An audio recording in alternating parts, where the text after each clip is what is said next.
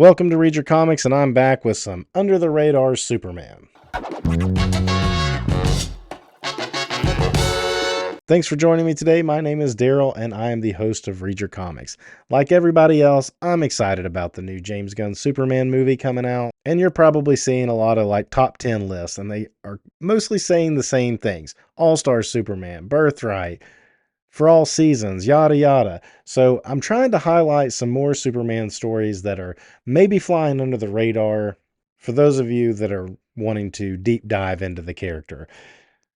But before I do that, let me give a quick shout out to all the viewer support. If you haven't done so already, please hit subscribe right here. And why not go ahead and like the video now? And if you don't like it later, you can unlike it. But for now, go ahead and like it. That way you don't forget. Also, comments are always encouraged. Let me know what you think about these comics, Superman, the movie coming out, whatever you want to talk about. I encourage conversation. That's kind of what I'm here for. So this is a two-part story in the Legends of the DC Universe. This was an anthology series, and every few issues was a new character with a new arc. And this particular one is I just recently picked up. It's one I've been on the lookout for because of the artist in it. But before we look at the insides, look at these awesome Steve Rude covers. I mean, this one is definitely invoking some 1950s style Marvel monster comics. And this one is like kind of horrifying for a Superman cover, really, when you think about it. But love both of these covers. And of course, Steve Rude is always a pleasure to look at, whether he's doing interior work in a more traditional comic style or his painted covers like this. But let's jump into the first issue.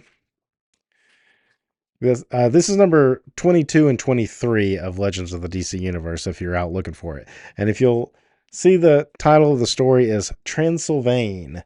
So if you are familiar with the Superman's Pal Jimmy Olsen by Jack Kirby, this comes from that. And who better to do a story like that than Jose Ladronn? So I've been on the hunt for these issues. When I saw them in a Jack Kirby collector, they have a reoccurring feature called Kirby as a Genre. And I don't remember the issue number, but they showed these particular pages, and I'd never seen it before. I remembered this series. I think I got the first few issues of it when it started, but I didn't stick with it this long. And so it's something I've been on the hunt for, and I was recently at a shop in Maryville, Tennessee, and was able to pick them up. Ladronn is leaning into his Kirby-isms in this story more so than ever before. And that makes sense because he's not just playing with the style, but also with the characters and story elements that Kirby himself did. I don't know much about the writers of this, Randy and Jean-Marc Lofeser. I will give a shout out to the colorist, Lee Loffridge, though, because I think the colors in this are wonderful. They're they fit the artwork. Let's just say that. They're bright and they fit the artwork without being overdone. Superman's entering this facility because he had heard of this creature in it. This invokes Akira, which is something I'm actually just read fairly recently in book 2, when there's the elevator action sequence that takes up essentially the whole volume 2. That is what came to mind as soon as I saw this. So if I had read this before that, I wouldn't have picked up on that, but I definitely am getting the vibes there. So you're seeing more influence of Ladronn in that. I like this Superman right here too. Look at how his cape is, the ink work. Oh, this is the creature, actually, the more I'm looking at it, with the spiky arms and stuff. So he's going to take on this almost like a xenomorph creature that has these thorned tentacles coming out of it.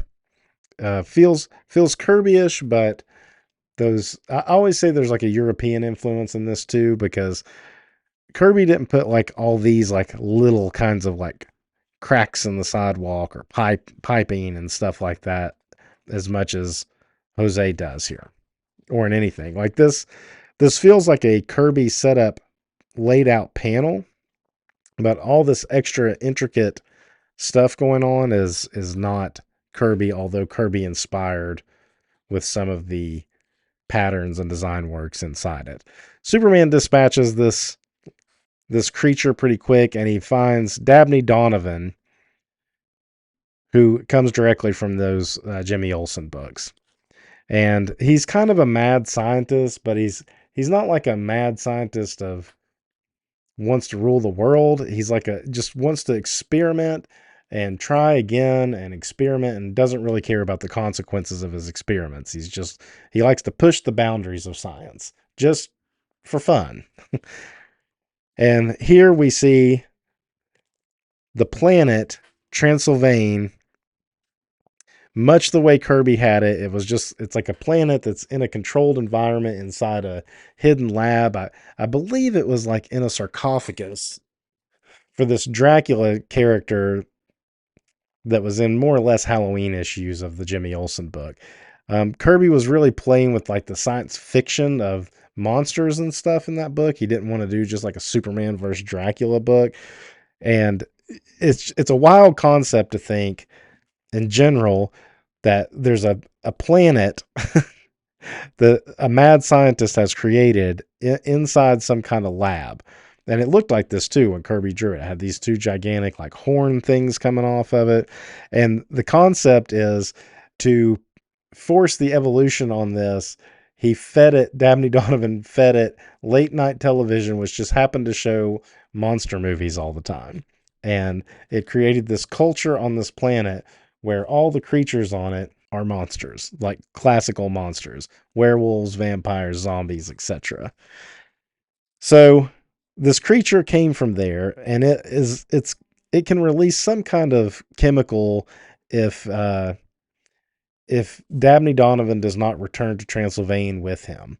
And if it does release this chemical into the air, it will destroy all the plastics on Earth, which of course, for all the ills that plastic does cause, they're in everything, and civilization would come to a screeching halt if all the plastics just out of nowhere dissolved.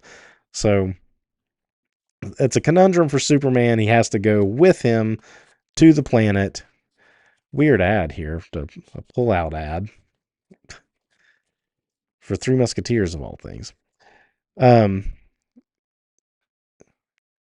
and the creature wants to protect Dabney Donovan too. I mean, all these faces, these are so Kirby, the hands, and Superman's like, okay, you can go, but I'm going with you. And they get in this like little shrink ray pile. I mean, look at all the detail in these pages. I mean, this is a book that it's it's a slow read because you just want to sit there and stare at all the little things that Ladronn put in there. I mean, he did not hold back. He did not rush through this. That's one kind of cool thing about this being an anthology series is they're like, you have these 2 issues to work on it.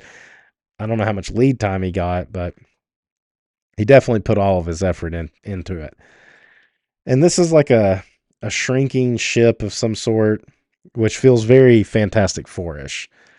And I don't think in those issues that they went to the planet, the Kirby issues, that it was just in this like underground tomb where the planet was being held.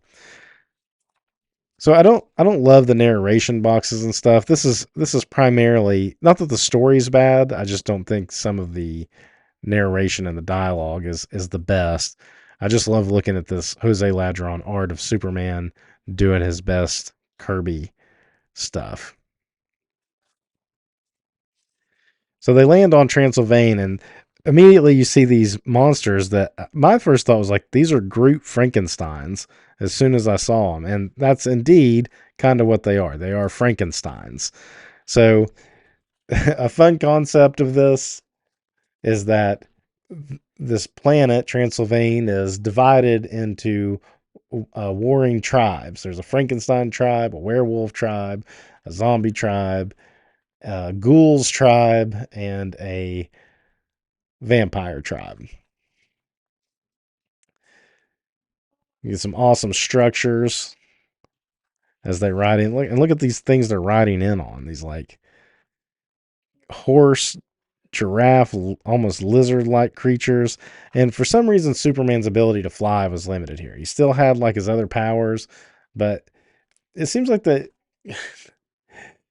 The sad thing is when people talk about Superman being overpowered, is it is true, and a lot of times they try to find ways to take a power away or reduce his powers in some way to make him a little bit more vulnerable.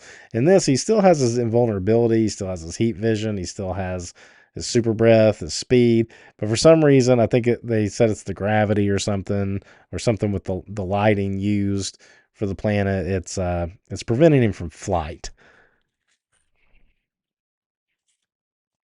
So they go to meet they're captured and they go to meet the Frankenstein like leader of the group. I mean, these feel like great Kirby stylized panels, the close-ups especially. And look at this Frankenstein thing. Not taking a splash page to introduce this either. It's instead choosing the splash page to show the entrance to the gate. This is Blood of Frankenstein, who's like the Frankenstein leader. And he looks gigantic right there, but he is big, but compared to Superman here, he's probably just a few feet taller if he stands up. Another crazy screen thing here. And this is where the whole like different tribes is kind of explained, at least to some degree. And they're all saying all hail Blood, master of the Dabney, because they've captured Dabney, who they understand as their creator, and they kind of think he's a god, and but they think if they control him, then they kind of control everything. Of course, that doesn't fly with Superman. He has to, he has to get back, or else the plastics on planet Earth are going to be destroyed. Kirbyisms here by being gang piled on by these monsters. You see just one little Superman foot sticking out right there, and then him throwing them off all at one time with one, kind of flex, I guess. And then he takes on the head monster, who can apparently change his fist into some kind of spiky hammer. And fire bad, fire bad to the Frankensteins, because they're based off of the Universal monster movies, more or less, and they're going to have the same weaknesses as them. Look at that with the Kirby crackle around the fire coming off there. Superman keeping them at bay so that they can escape. These creatures are so wild looking. They almost look like they're made out of wood themselves. Maybe they're Frankenstein horses. Their heads don't look like much of anything. But again, take Superman's power of flight away simply so he can, ride a creature like this. And I wasn't really sure. It said they're gaining on us. So I don't know if this thing is like rolling towards them. It didn't look like it was a rolling base when they showed it in the front. Did it? Like right here, it doesn't look like it's moving, like it's on treads or something, but unless he's talking about just somebody being chased, but I think it's this thing that they say is chasing them. So they run into this house and lock themselves in when they noticed all the windows were boarded up.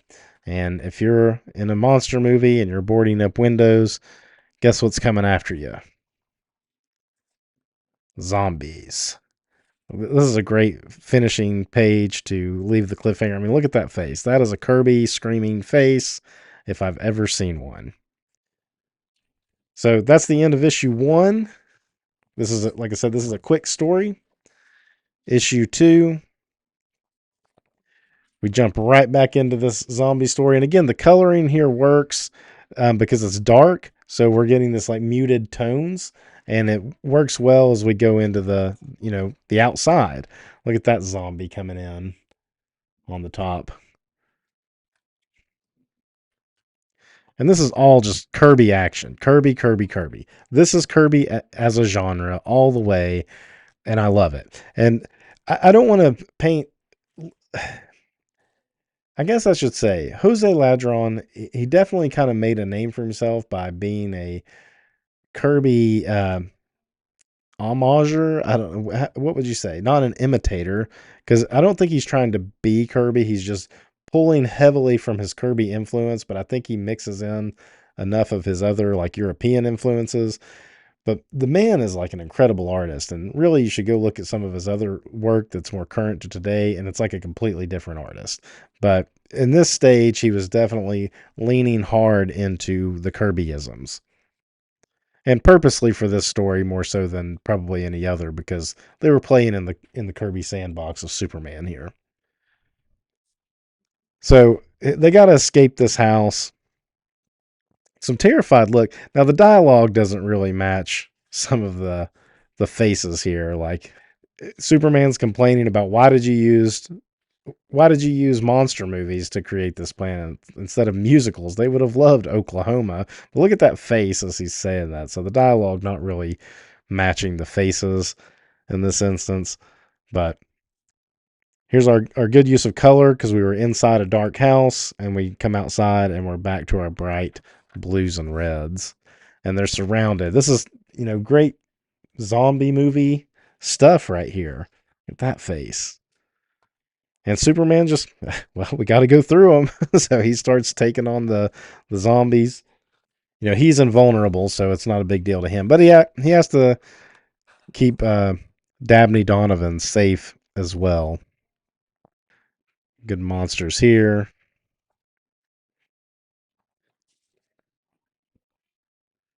I believe these issues are cover dated around the time they would have come out, probably in the October, November months. Once again, fire, keeping them off. And as they're fighting off the zombies, they start getting rescued by someone who's fighting for Lupek. If that gives you any idea what we're about to encounter, and I mean, look at the creatures here, and they're all coming in to fight, and they say that there's a beautiful woman, or should I say, a wolf woman. But once again, it looked like a job for Superman. So here's our wolf woman's face up close, and she's gonna rescue him. Well, he rescues her actually, even though they were in the process of helping them escape from the zombies. And so she takes that as like a sign of honor. And she takes him to her father, who is the head of the werewolf clan or the Lupex. And they have a great design where they're not just typical looking werewolves; they're just wolf looking creatures. They're big and bulky, and they're riding these other creatures they ride too that almost look like wolf buffalo of some sort, kind of like the Frankensteins were riding some kind of like lizard horse creatures. And he explains a little bit more about the world, the tribes between them, that the vampires and the werewolves have actually had an alliance to fend off the Frankensteins, and the zombies were just, I think, rogues. And he explains the two horn structures, which one is where Dragoran is staying, and that's where they need to go. These two horns, though, look a little too close together in this image than they did when we saw the whole planet back in the previous issue. But still, it's kind of giving you the idea of that these are the two big things that were sticking up off of the planet. So they arrive to the vampires. There's a good close up of the werewolf guy's face, and he's surprised that the man with Superman is Dabney Donovan, and he's kind of taken aback by that. And here we get our first look at Dragoran. Now this looks completely different than the way Kirby drew the Dragoran character, who was basically Dracula, and this looks more like a Nosferatu-ish vampire, I guess. I mean, he's super neat looking. I love the intricacies of his costume he's wearing and everything. It just doesn't look the same as like Kirby did. Look at this little creature. And this guy who's like a Victorian style vampire. So you kind of have different types of vampires here. And again, I just want to say how much detail and effort Ladronn put into doing this book. More or less, Dragoran wants to just capture Dabney Donovan, and kind of the same thing that the Frankenstein wanted to do, and ensure that their existence happens. And along the way here, Donovan talks about how he was going to erase the planet and start over from scratch. And Superman's been kind of like, well, you can't do that. You've created these life forms.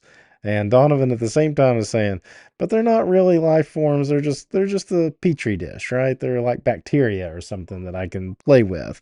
And Superman doesn't love what he sees, but he's also respecting it as life. And so he's kind of having to have this debate with him, which of course is going to lead to a fight. Here's your Igor character, which they mention in one of the panels here. Oh, he's right there is the first time they say who he is. And I'm like, oh, you don't really get to see him good. But then you get a good close up of him here. He's like just a big head with some arms and legs coming off. It's pretty wild looking. Of course, Superman's not going to stand for it. Look at that panel. There's some great panels in here. He turns into a bat creature. I love the panel break here with the hand coming forward. And they're going to have a throwdown. That with his lip coming up over his gums. For the teeth to show.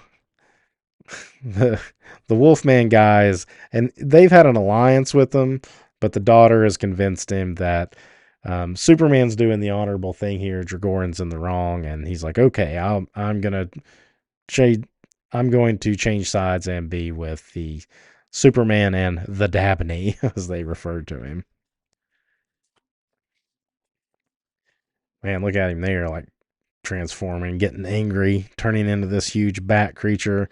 You don't really get a good shot of him, though. You get a lot of good looks at his face, but you don't get a lot of good looks at him when he transforms into the bat creature. Superman just taking him out. And this is where Superman's cape becomes just a good design element to show the motion and the power and impact that comes off of his punches and stuff. Good foreshortening on this elongated arm coming forward, and the face flying towards the camera as well. And the story wraps up kind of abruptly. They just kind of agree that Superman is going to keep Dabney under wraps, and that he'll make sure that he takes care of the planet so that they can just go on living. And that's the end of it. And I don't know if Transylvania has been revisited. This is definitely a post-crisis version of this the story. I don't know that they were ever introduced post-crisis. I don't know that Kirby revisited it either, other than the 2 or 3 issues that it takes place in Jimmy Olsen's pal, in Superman's pal. So, if you know that, if you know when Transylvania has shown up post-crisis other than this, let me know. I think that they could definitely dive deeper into this world, with not necessarily having to do it like a Kirby verse, but the whole concept of there's these warring groups that control the whole planet of vampire versus werewolves and zombies and so forth, and they're all like, at war with each other. It sounds fun. Sounds like you could do a whole mini series out of that. Anyway, another fun Superman story. Try to find this one if you can. It shouldn't be an expensive one. Again, I think I paid $2 each for these. So until next time, read your comics. Thanks for watching. If you enjoyed my breakdown of this issue, you can support the channel by hitting subscribe. It costs you nothing and helps other comic fans find the channel. You can also visit readyourcomics.com for cool merch, like this. Read Your Comics isn't just a brand, it's a mantra. And when you wear a Read Your Comics shirt, you are helping spread the word. For more classic comics conversation, be sure to follow me on Instagram at read.your.comics. And if you're still here, why not watch one of my older videos? Here or here.